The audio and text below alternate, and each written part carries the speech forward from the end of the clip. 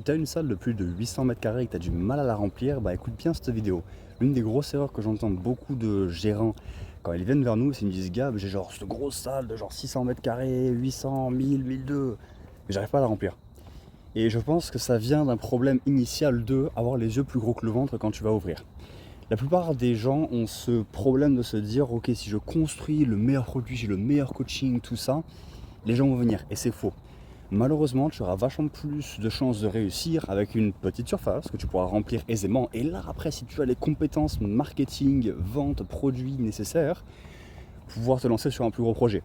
Mais pourquoi c'est une erreur? Parce que souvent, les gens oublient que, ok, rate toutes tes charges. Juste fais les maths, pose ton cerveau 2 secondes et ton ego et fais les maths. Prends le temps de regarder ton point d'équilibre, pas juste toi seul quand tu vas coacher, parce que pour remplir une salle comme ça, il va sûrement falloir que tu bourrines masse d'heures, que tu aies de double créneau, ce genre de choses-là.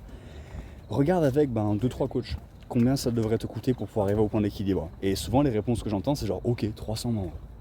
Et ça veut dire que tu vas devoir avoir, allez, une salle qui va perdre 10, 15, peut-être 20 personnes par mois, parfois, où tu vas devoir remplacer ces personnes-là. Donc il faut avoir une machine d'acquisition assez costaud pour pouvoir ne serait-ce que rester à l'équilibre.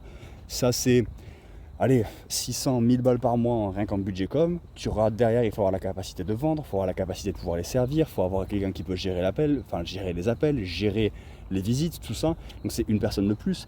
Et donc de fil en aiguille, tu auras plus à ton loyer qui est énorme. Donc quand tu regardes toutes ces choses-là accumulées, tu te dis ouais, en fait, mollo.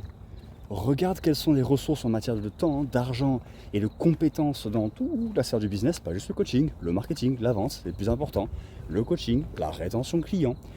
Et derrière, prends ta décision, mais prends une décision informée, parce que sinon, tu vas juste te retrouver avec un gros truc, une énorme sangsue qui te pompe tout ce que tu as, et ça va te dégoûter.